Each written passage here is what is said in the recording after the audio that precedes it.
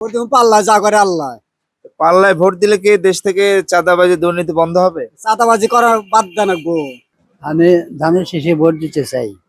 আমরা শহীদ জিয়াউর রহমানের ভালোবাসি, সেজন্য ধানের শেষে ভোট দেব।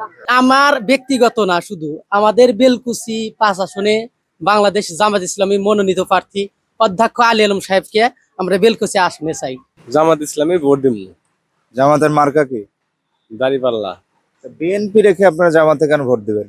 আমরা আগে থেকে বিএনপি দল করে আগে থেকে আমরা বিএনপি ভোট দেব।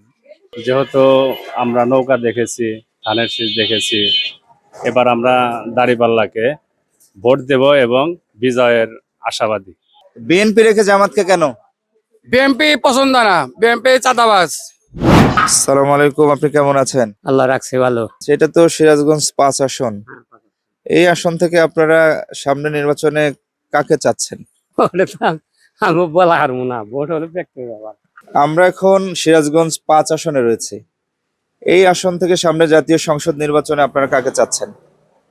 আলহামদুলিল্লাহ, সিরাজগঞ্জ 5 আসন বেলকুচি, আলহামদুলিল্লাহ আমরা বাংলাদেশ জামাত ইসলামীকে চাই। অধ্যক্ষ আলী আলম তিনি সৎ, যোগ্য এবং নিরপেক্ষ, তিনি অত্যন্ত দরদি।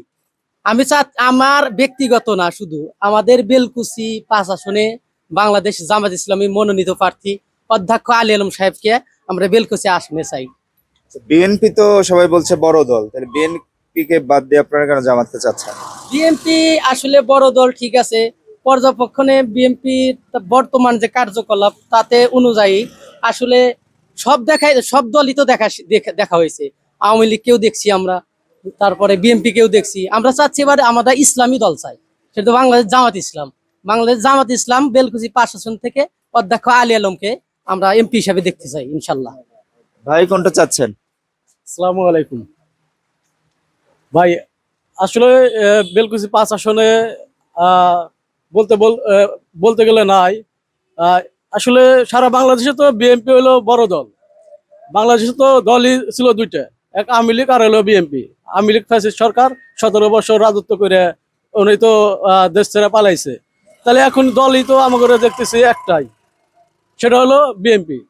তা আশা করি বেলকুচি 5 আসন থেকে আমাদের মনোনীত আলিম ভাই সমর্থনও বেশি। আশা করি উনি মানুষ সচেতন মানুষ, আর ওই দিক থেকে চিন্তা ভাবনা করে না যে সন্ত্রাস কিভাবে হবে।